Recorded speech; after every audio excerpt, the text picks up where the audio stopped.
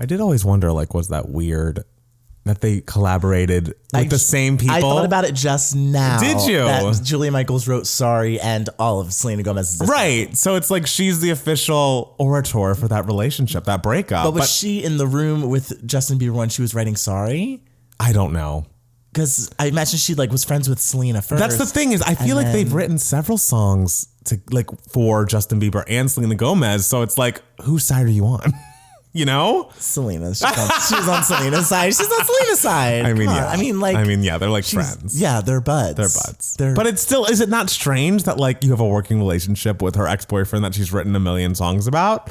I don't know if it's like a working relationship or just sort of like a business transaction relationship. It's like he purchased this song. Because like, what do Julia Michaels and Justin Bieber really have to chat about? I mean, like, what does Justin Bieber have to chat about with anybody? Yeah, what do you think a conversation with him is like? I clearly have no idea or have no interest in knowing. Because I don't know. I never found him terribly interesting. Even when he was like the biggest thing on the planet. I was the thing is, I found him, not that I found him, but I didn't even realize he was the biggest thing on the planet when he was the biggest thing on the planet. Because I was so just not. You're just not plugged invested in. Or like plugged in. Yeah. So I don't know. I don't know. I was never moved. And the thing, I guess the argument against Selena is that she can neither sing nor dance, which is true. But when the songs are great, the songs are great, I can sing and dance to her song. Exactly. In my bedroom. Yeah, and you would do a better job. And that's the goal.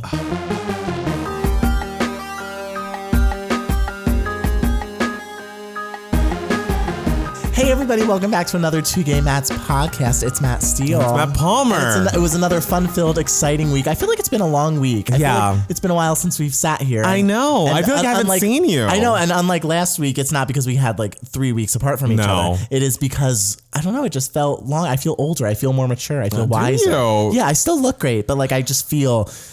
My legs hurt. My legs actually hurt right now. Wait, why do they hurt? I don't know. And that's what happens when you get older. I guess so. Oh my gosh, I'm worried about you. It's fine. I'm falling apart. All your appendages. I feel fine. Like I feel happy. Well, that's good. That's good. Happy and hurting. Happy and hurting. The Matt Steele story. That'd be kind of like a cute song title. Write it. Anyway,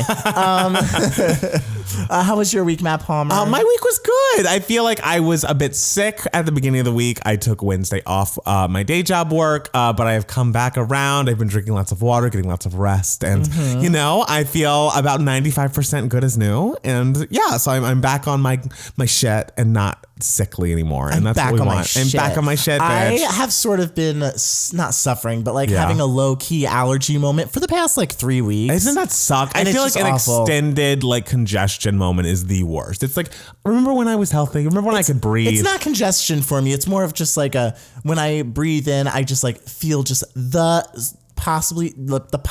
tiniest possible tickle you could possibly feel. So it's not like, oh, I have a cough. It's just kind of like, she's still there. She's still there. The little monsters. But that's the thing is, is it still, or are you almost done? Yeah, it like ebbs and flows. Like last night it was worse, and then the morning, and I'm sure today it'll be better, but then tomorrow will come around. I mean, that's the world, isn't it?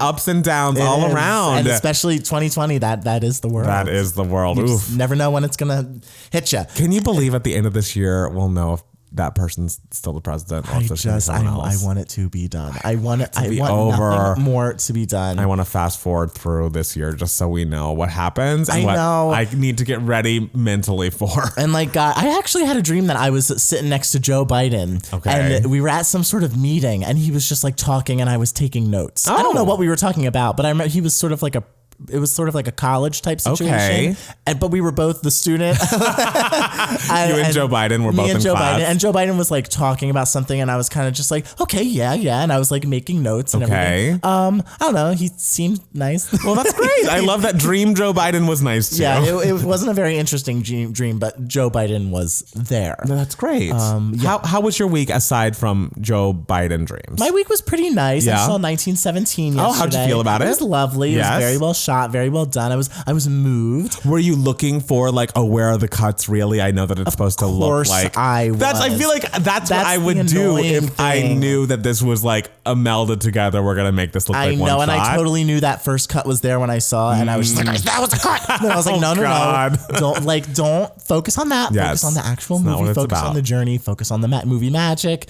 But not when you're when you're, a movie maker, you're just like, I want to know where these cuts are. Do you feel like it is what of the best picture possibilities for the Oscars? Would you be upset if this won? Could you see it winning?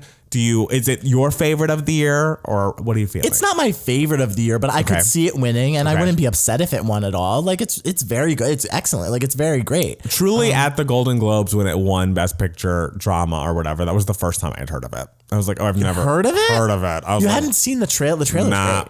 I've not seen the trailer. I hadn't heard of it, and I was like, "Oh, war." I mean, the thing that could benefit it is the fact that it is, it ticks a lot of boxes. It because of the preferential voting system, it could get a lot of second place votes, which will really help it. But also, The Irishman also ticks those boxes. Yeah. However, 1917 is more of a technical achievement than The Irishman is. So because there are sort of two movies that tick a lot of boxes, that could open a door for Parasite. So it's it'll be either The Irishman, Parasite, or 1917 that wins. And all three of those, I think, are very acceptable winners. I'd be very happy with all Which them. would you rather? I mean, Parasite winning would be just amazing. It would be excellent. I mean, it would be the first foreign language film to win. Right. Like, it would be so cool. Right. And there's no movie like it. I just watched it last night, and I'm speechless. I did not know what was going to happen. Every single scene, I was telling Matt Steele, felt like a different movie, but not in a disjointed way, just in a this movie is evolving into something else every second. Because when it takes that big turn, like midway through, and you're like, what? Wait.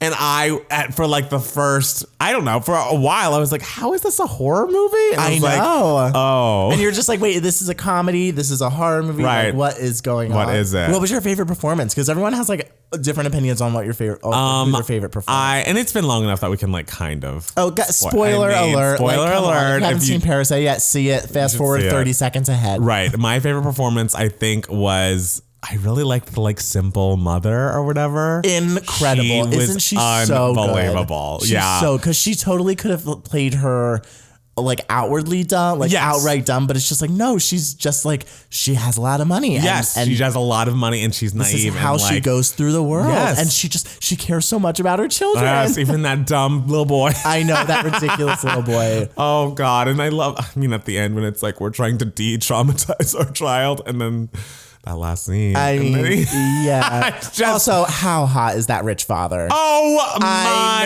God. The whole time I was like, oh. I know. What a guy. What's his deal? I know. What's his name? Who's he with? Who's he with? Is he gay? Is he Team Selena or Team Justin? He's got to be Team Selena. He's got to be Team Selena. I mean, come on. Yeah. Beauty sticks together, right? Oh, gosh. Well, I guess we should hop into News for Idiots, see what else is going on in the world, which, by the way, I'm not sure.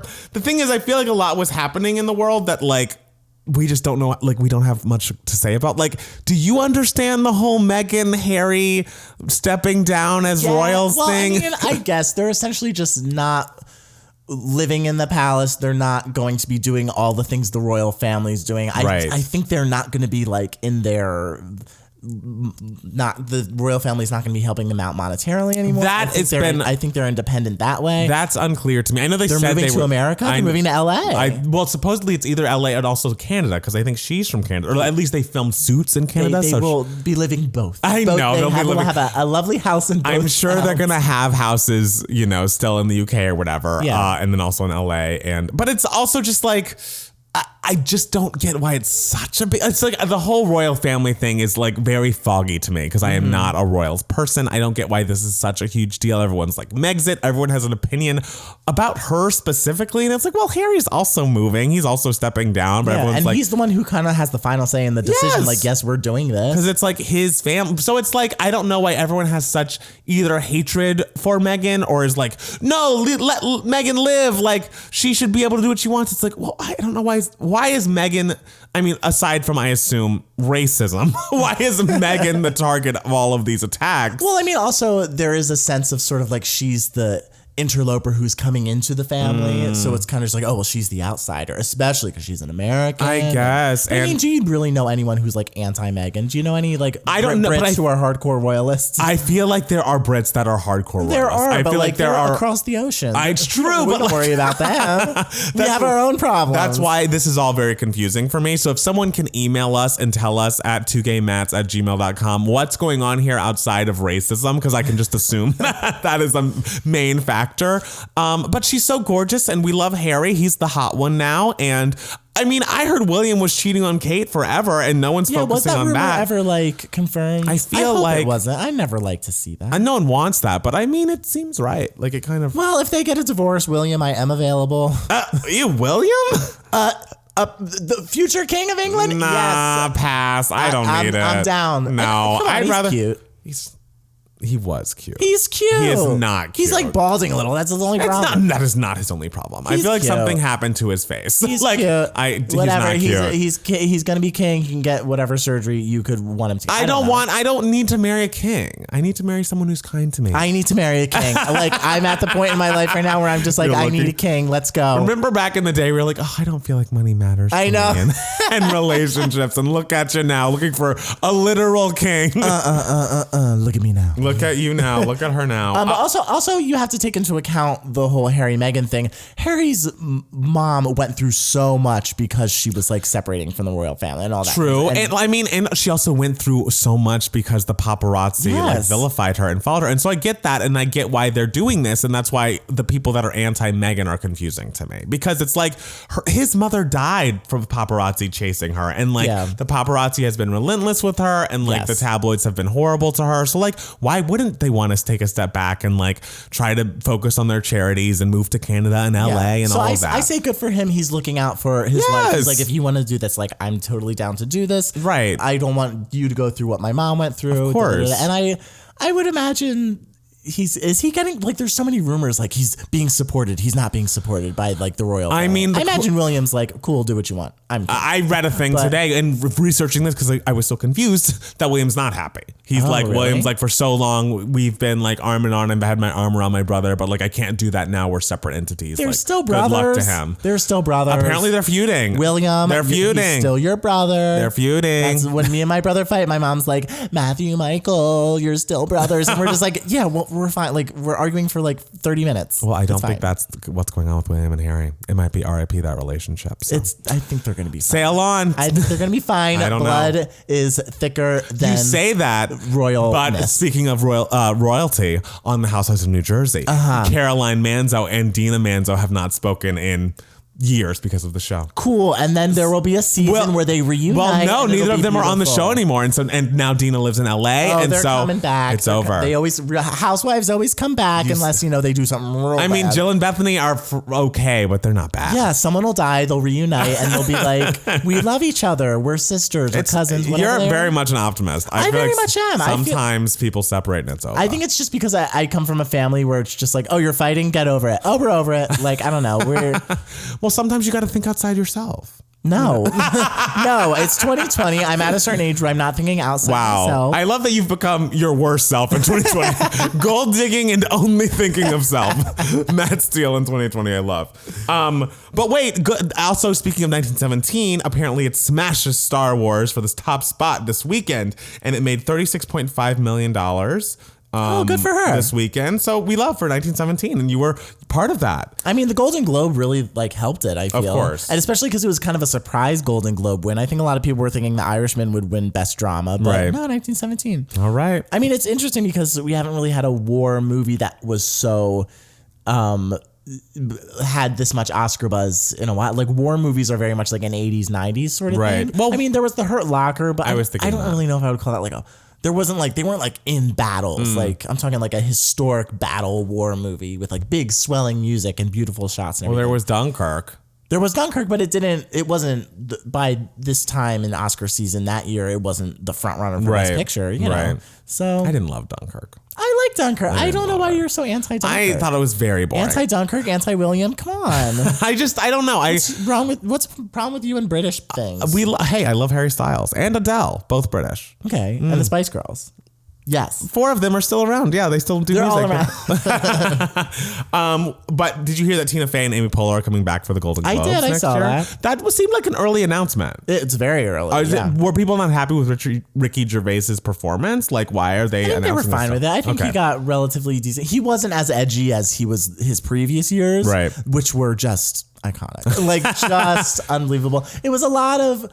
I think he did a nice job. He was funny, but there were a lot of times where he was just like, "Okay, I know you're all gonna get offended, but don't get offended. Don't get offended." It's like he was sort of setting up the you're gonna get offended as opposed to just like telling the jokes. Right. It's kind of just like, oh, when you make the joke, when you start off the joke with this is gonna be real edgy, then it kind of loses its. I was only half watching because I was getting sick that day, but I felt like busy getting sick. I was very busy getting sick. But I felt like he did set the jokes up that way, and then he'd tell the joke, people would like laugh and or groan, and he'd be like, I don't care, and it's like, well, if you don't care, why are you here? Yeah, it's like when you see a stand-up comedian and literally someone in the audience coughs and the stand-up comedian's like, ooh, this could be a fun like heckling moment. And so they just turn to the literal person who shuffles in their chair and they're just like, you got something to say? You got something to say? And it's like, this feels unnecessary. It feels like we're reaching. So. Yeah, it feels like we're trying to have a moment when let's just have a moment. Well, I think Tina Fey and Amy Poehler are my queens. They're going to be amazing. They've never done a bad job. They're always good. Yeah. I'm already looking forward to it. Well, speaking of more Housewives, non-New Jersey, we're going to move it back to the West Coast. Something this week has happened. It has not happened actually on the show yet, but in the Real Housewives of Beverly Hills, there was a news story leaked, which is exciting because usually Beverly Hills is so fucking boring, but a very exciting storyline apparently is coming up next season in which, all right, so Denise Richards last season was truly like one of the best housewives. Everyone loved her. I've seen this article. Oh my God. And she like truly everyone loved her. She was just the queen of the season. Like the season was a disaster besides everything after the whole Lisa Vanderpump exit was so disappointing. But Denise Richards was just so down to earth, so normal. We loved her and her husband, Aaron. Great. Apparently, this season, all the ladies have turned on her, of course. For the first part of the season, I heard that it was supposed to be about the fact that she's now gotten a lot of gigs, like a lot of television acting and TV movies and stuff as a result of her housewifeness. And she wasn't filming as much with the ladies, and they were getting mad because it's like, why don't you do your job? You need to film with us all the time.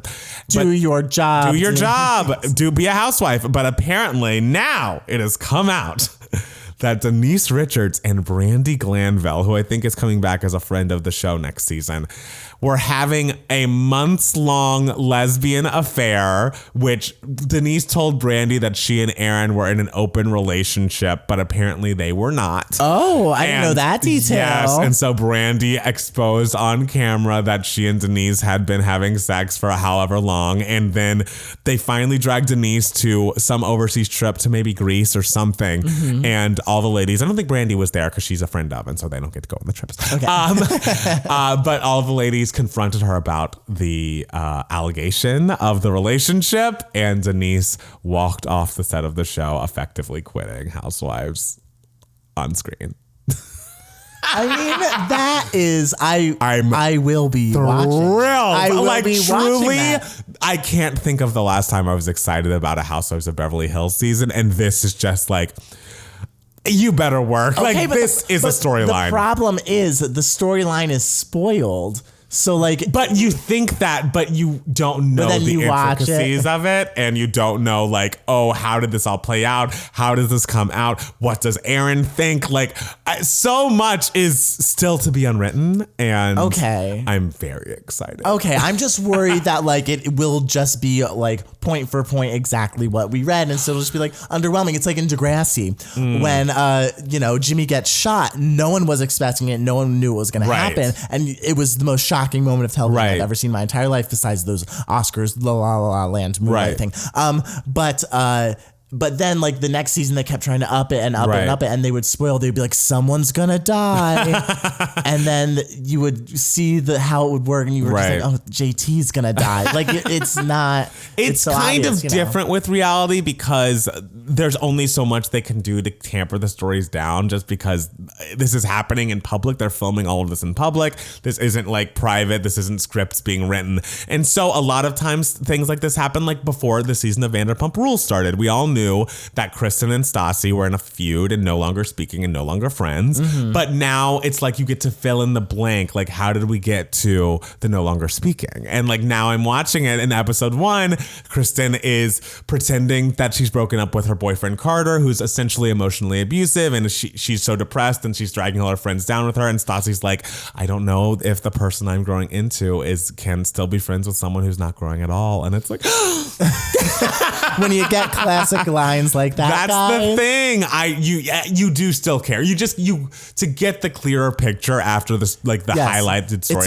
It's very Brechtian. It's very like, you know what the ending is going to be, but it's how we got there. Exactly. It's not about what happened. It's about how did it happen. It's about the journey. As Renee Zellweger said in her Golden Globe speech, it's about the journey. Ooh, her speech was so weird. She's like, hey, everybody. It's been 17 years. She's sweet and genuine. She's weird. She's great.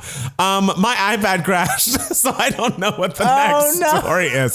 Hold on. Oh, there's some Broadway shit in the news. What? The Frankenstein. Oh, Young Frankenstein is going to be ABC's live. How do we feel about Young Frankenstein? I have no opinion on Young Frankenstein. Like, that is a musical that came and went. I never saw. I never listened to. When did it come out? Oh, 2008. It didn't do very well critically. Like, people were like, "Oh, The Producers was such a hit. Yeah, let's do Mel Brooks' Young Frankenstein." And it didn't have the same. It was a new era. People were not interested. Why would in they this choose? Type of musical is comedy. it because that people recognize the name Frankenstein, and so they think the general public might watch? I guess they figure it's Young Frankenstein. It's Mel Brooks. Okay. It's a comedy. There are a lot of opportunities for comedic actors to come in, be funny. They don't need to necessarily be the super talented ones musically. Okay. Like, so you could get not that the people involved were not talented. Obviously, it had Megan Mullally, it had Christopher Fitzgerald, like it had Roger Bart. It had these amazing musical theater performers, but they didn't need.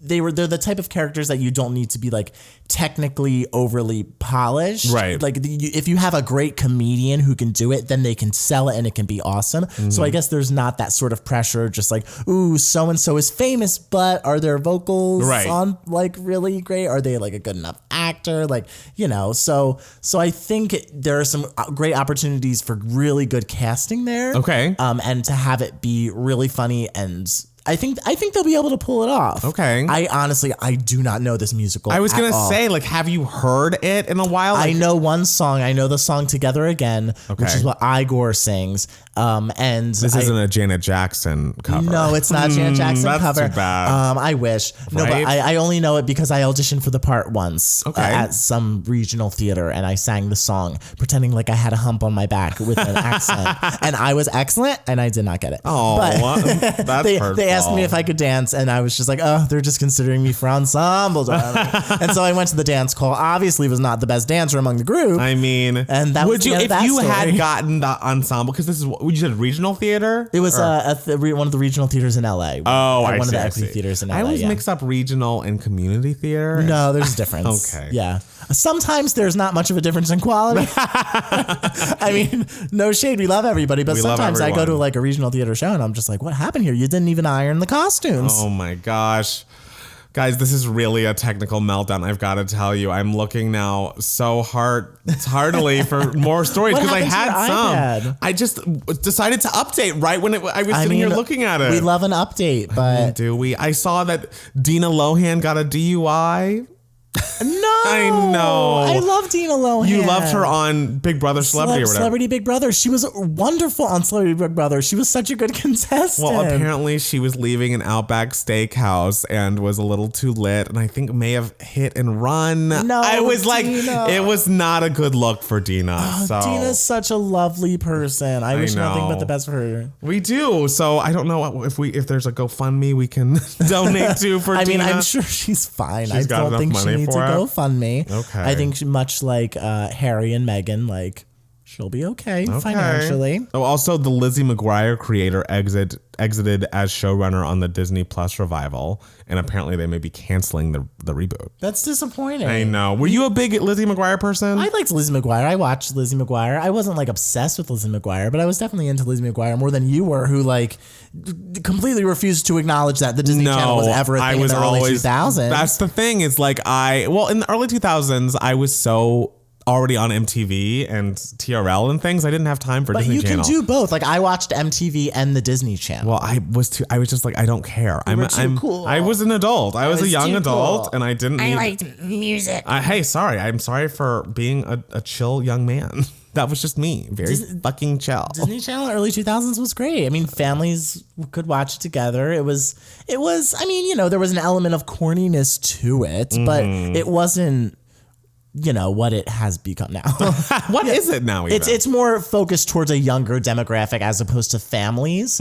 So it really, really gears towards younger. So as an adult watching it, you're kind of just like, but as a kid watching it, you're like, yay. But the Disney Channel used to really appeal to all ages and families and everything. So the shows were a little more well-rounded, I would say. And Lizzie McGuire was one of those shows. It was in its heyday. It was in its prime. And they would do fun concerts on Disney Channel. They would do, I remember that's where I was introduced to NSYNC. Of course. That was where I was introduced to the British group Five. They did not do great. They had When the Lights Go Out was a great song. That was a big hit. Great song. They were Bewitched. That's where the world was introduced to Bewitched. World, don't be ridiculous. The world. I'm not arguing with you about Bewitched again, but we all know my thoughts. Not a thing. Are you trying to tell me that C'est La Vie is not a classic? I don't care about any of their music. I don't care about the asterisk in their name. I don't care about the band. I just have You don't care about their Irish step dancing breakdown? I really don't. Like, you know your feelings on Young Frankenstein. Those are my feelings on Bewitched. Fair. I don't care. Yeah, but like Bewitched, C'est La Vie was more impactful than Young Frankenstein. There's going to be a Nanny musical, and Rachel Bloom is writing it. Not only Rachel Bloom, but Fran fucking Drescher herself. Oh, yeah, she's involved, yes. I am ready. The world is ready. The gays were ablaze that day. This is very much like right up the gays alley. Oh my God. Right? Like, did you love The Nanny when did you watch it? I didn't actually watch The Nanny is one of those shows where you watch old episodes and you look back and you're just like,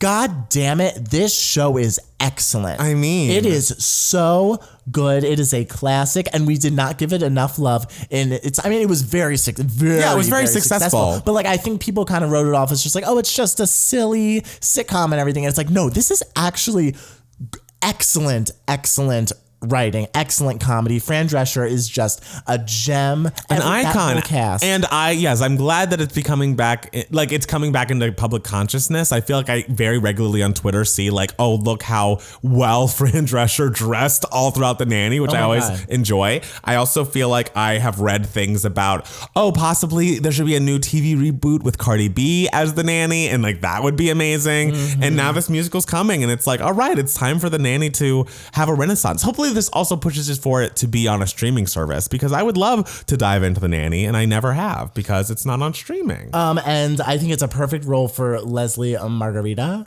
Oh, is that a Broadway actress? Has she been cast, or this is just your dream casting? This is, I think, everyone's dream casting. She's a very, very funny Broadway lady. She's she played the mother in Matilda on Broadway. I did love that. She looks the part. She can do the part. I think she even tweeted like, this is my job. Damn, and it's good just for like, her. Yeah, girl, put it out there, because this is your role. Like, go for it. All right. And also, speaking of reboots, old 90s shows, apparently Mark Paul Gosselaar is going to be a part of the Saved by the Bell reboot. There's a Saved by the Bell reboot? Yes, I think it's another Disney Plus moment, or one of those pluses. And we're going for it. That's the thing. And Zach is the governor, I guess, of California. I mean, you never know who will become mayor or governor or president. I know. But for a long time they had written in, oh, Zach's going to do this. He's going to be the governor. He's going to do this. And like, he had not attached to be a part of the show. And so it's like, this feels premature to announce this reboot without him being on board. Yeah. But apparently, who is the transphobic Access a Hollywood host? Mario Lopez. He's signed on. One of the ladies, I don't know if Tiffany Amber Thiessen, I think, is still in talks to sign on, but I think Jessie Spano has signed on. So they're going to have a lot of the people be there as teachers or like some sort of thing. And then also, of course, a new class of young people. Okay, but what about the Queen, Lark Voorhees? I have not heard anything. Didn't she kind of have a break? I don't know. I feel like there was something with her mentally that was up in question. So I don't know if she's up for being a part of a TV show. Right, well, I'm devastated. I'm sorry. And I'm not supporting this reboot unless Lisa is there. I mean, we all loved Lisa Turtle, of course, but I just don't know if she's ready to be involved. Her last name's Turtle. I mean, of course, her last name's Turtle. Great. And I had 2 chameleons, one named Lark and one named Voorhees. I did not. Yeah. And then you just stand her. Yeah. Oh, yeah. Well, actually, my brother names the chameleon. So my brother stand her. Okay. And I went along for the ride. Good and for then you. I think Voorhees died and there was Voorhees the second, or Lark died and there was Lark the second. I don't remember, but R.I.P. my chameleons. You had a lot of weird animals growing up. I had a lot of animals growing up. Yeah. But never like a dog or a cat? No, I had a dog. Okay. Get out of here. I always had. The dog was always like the central focus. And okay. then, 2 rabbits. But it's like, did you grow up in a zoo? Was this Noah's Ark? Like, I don't understand. New Jersey, I was very into animals and I begged my mom. I was like, I want to be a vet. I want pets. The chameleons my brother asked for. Okay. So those were his doing. But yeah, I was very, very into animals. And now I think I'm just like, whew, you could not pay me to own an animal. I know. Whenever I go home, my family's like, do you want a dog? Do you want to get a dog? And I was like, no. Oh, everyone is just like, you should get a cat. You should get a cat. You should get a dog. You should get a whatever. And I'm just like, I will not have an animal. Like, I still love animals very much. I will not own an animal until I have a child to help me take care of said animal. I mean, I would. The thing is, honestly, we should all make peace with the fact your child's not going to help you take care of that. I know, but at least like they will be there, and they will want it. If there was a child in my life who wanted it that I was in charge of, then sure, let's talk about it. Before then, it's like no, I have things to do, places to go. I want to be able to travel, And guys, I still need to travel. Yeah, and if you have the jet setter, Matt, you know that about me. But I feel like dogs definitely tie you down. You can't go wherever you want to go. They really do. Whenever and then you people just become obsessed with their dog. And it's just the dog. Like and then you start posting pictures of that dog all the time. And it's just like, let's calm down. I think that's pretty much it. The one more thing about Parasite, apparently it's being developed into a series for HBO, which is interesting. I don't know. Maybe it'll be good. I mean, we trust HBO. They do Insecure, and so we love them, but. Yeah, I mean, the director will make a lot of money off that because it's his property and everything. But, I feel like it's a little soon. Yeah. I love it when movies kind of stand on their own. Right. I'm very anti-sequel unless we know that the sequel will be as good as the first. So I'm a little hesitant about this. Right. Because I don't know. I don't want to tarnish the brands in any way. Right. But I feel like that's a very much a horror movie thing. It's like, we're going to make as many of these as we can. We're going to play this out. And, I feel like even horror movies that are as well respected as Parasite, it's like, let's try to get as much money out of this as we can. So, good for them. I think we've kind of very haphazardly talked about everything, except Adam Pally has in an article said that everyone wants to do a Happy Endings reboot. This show went off the air like 7 years ago, and I can't keep being teased. So if you guys are going to do it, do it. I am ready. I am willing. I will buy it. I'll buy Happy Endings Plus for it. Like, the people want it, but like, I cannot keep being teased every 6 months. They're like, oh, we're talking about it. Don't get your hopes up, but we're discussing it. Everyone wants it. It's like, I cannot be teased. Girl, it's going to be that Spice Girl reunion for you. It's going to be like, we've been teasing this for 7+ years, and you're just going to have to wait. I want it now. You are just going to have guys, what about me? Well, let's take a quick break while I pick my sadness off the floor. And we'll be back soon with more 2 Gay Mats podcast.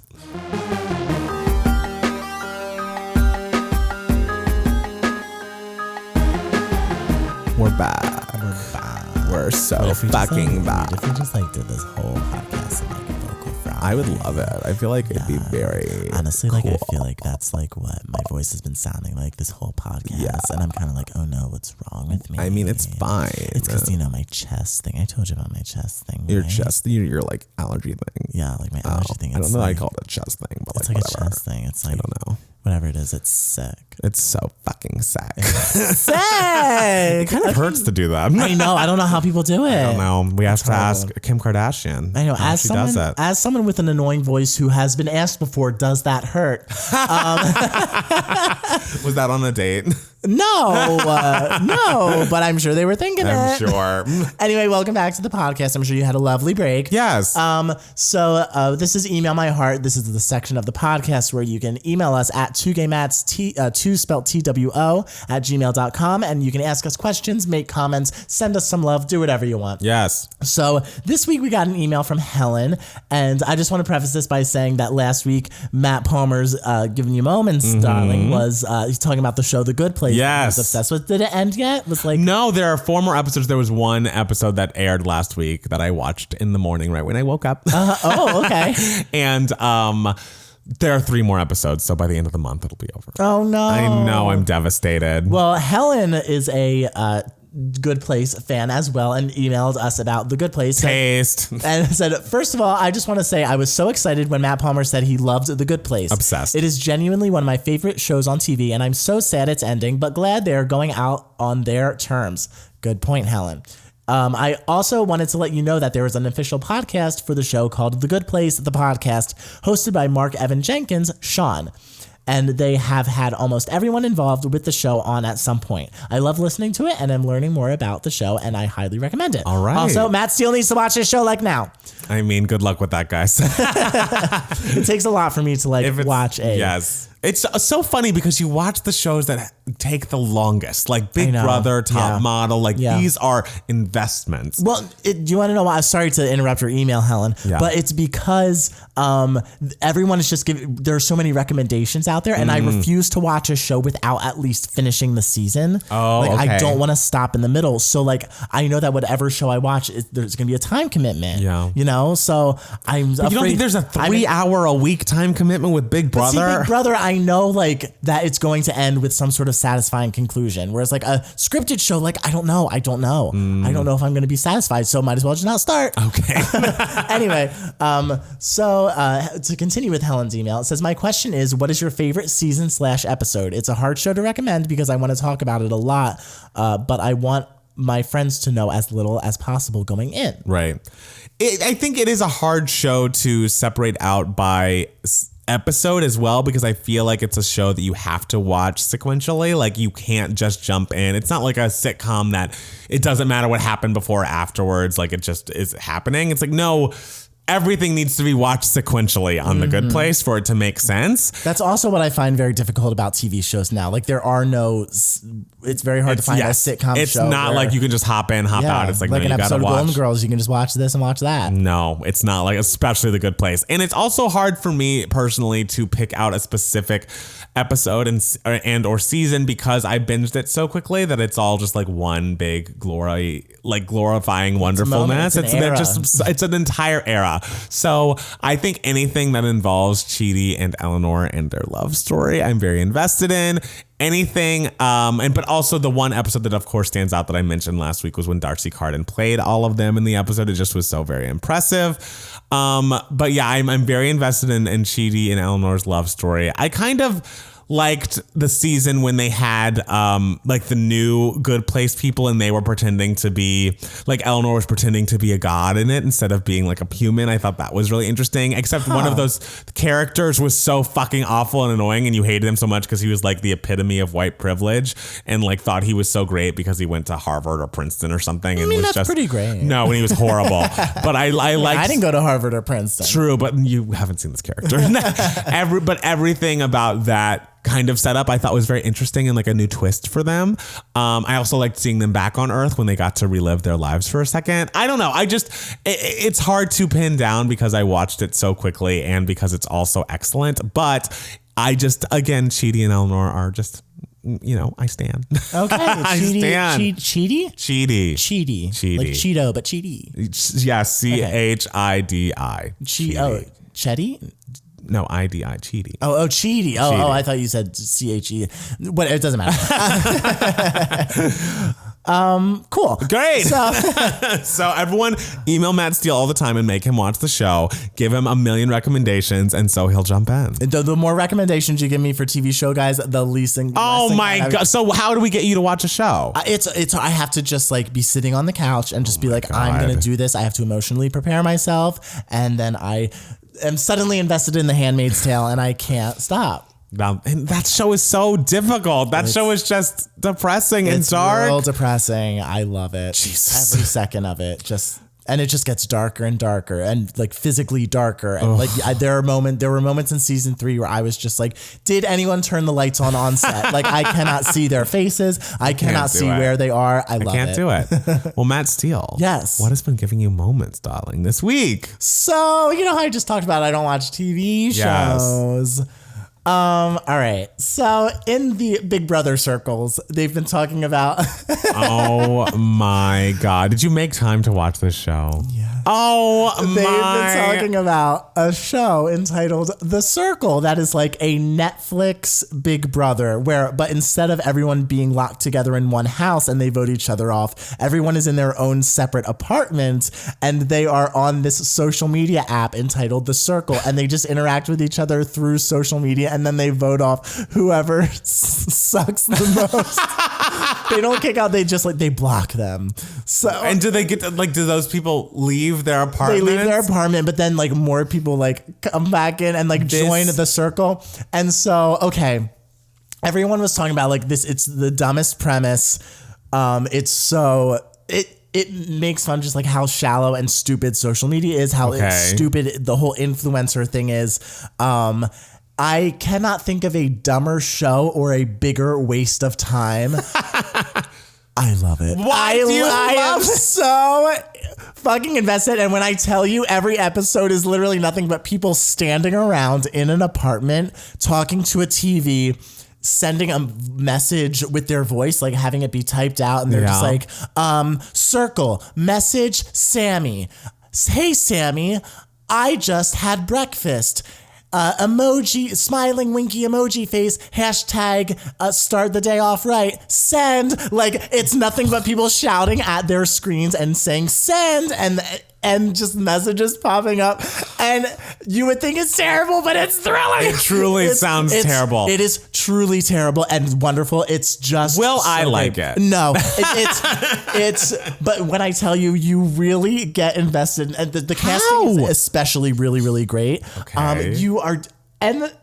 It's really fun because there are literally no stakes. So when people get blocked and kicked out, they're just like, "Oh man," and they like go. They're able to. And how do they decide who gets blocked? So this is how it works. You know, they start off with 8 people, and everyone has to create their profile. And some people are catfish. Like one guy is pretending to be his girlfriend Rebecca. One girl who's like a real like butch like lesbian was pretending to be this like girly like very filtered profile and everything. So and people can say and do whatever they want on their profiles and everything. So they create their profiles and then they had like a group chat and then they were able to rank whose profile they liked the most from favorite to least favorite. And whoever were the top 2 got the top 2 votes were considered the influencers. And for that round they got a blue check mark next to their picture. Oh my God. And so then they go throughout their day and they talk. They can private message each other. They can do whatever they want with each other or have group chats. There's a lot of group chats.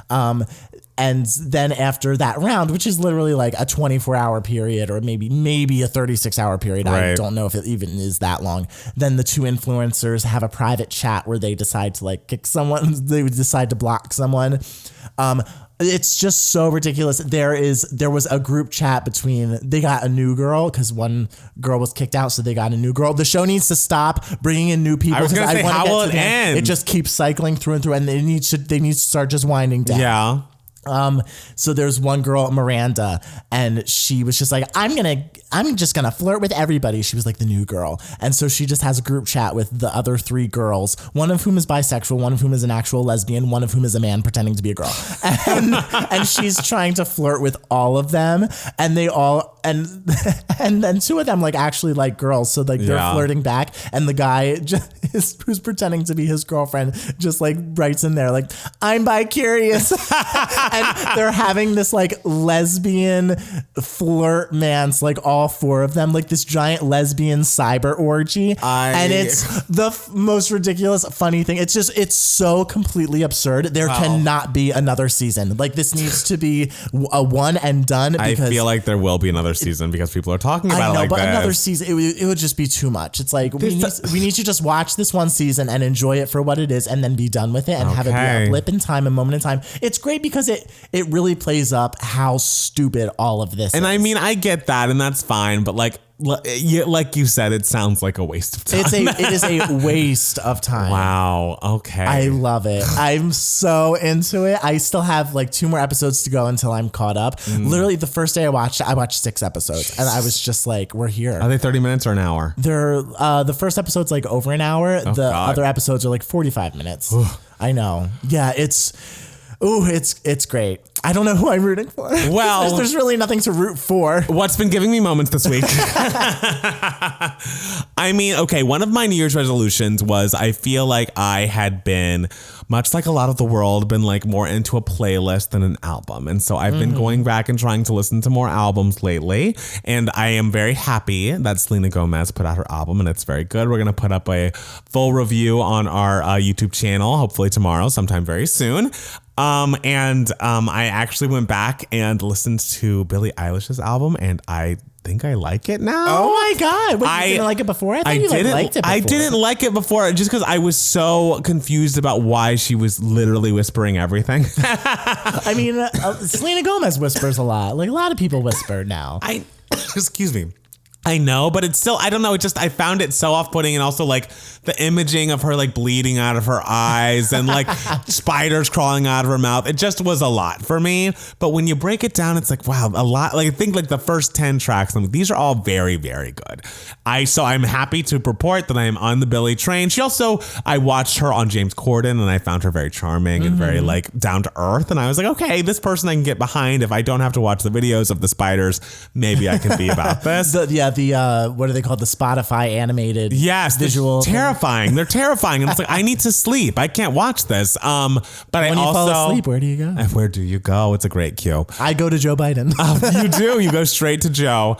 But I also have to say, and I mean, we've talked about this a little bit, and I don't want to ruin my review of Selena Gomez's album, but the title track, Rare, is a classic. A piece of music that is just, I am so excited about. Like, I think she's picked her singles really well with Lose You to Love Me. I would just watch the video for Rare. The only downside of the album to me is like, it opens with Rare, and I think there's no higher point. Like, I think it is. Okay, so the song we were talking about being really excited about yesterday is not the same song. It's not the same. Wow. Wow. I just think Rare is I mean, Rare's great. Rare's great. What that title track is great. Pop song. Like, and I could feel it from the little snippet she posted when she had her like album trailer, and I was like, I like that.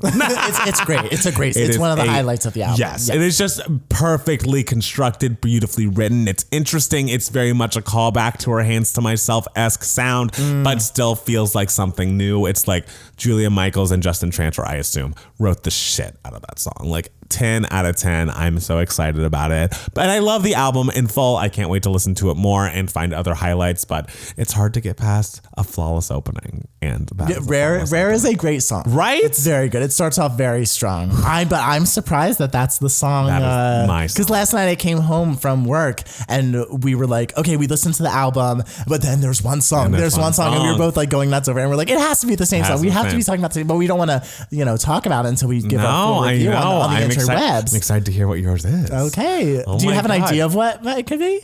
I don't. Really? I mean, to me, there is one song that is just the one. I mean, I'm excited to hear what it is. I feel like everything else is quite good, like medium to quite good, but I think that Rare is just. Rare's great. Yeah. So I guess everyone has to jump to youtube.com/2gaymats and watch that video coming out tomorrow. As if you were going to do it already. I mean, honestly. Come on, guys. But do you have anything else to tell the people before we sign off today? I love you all. We love you so much. Thank you guys so much for listening to the podcast. We'll be back next week with another brand new 2 Gay Mats podcast. Bye. Bye. Bye.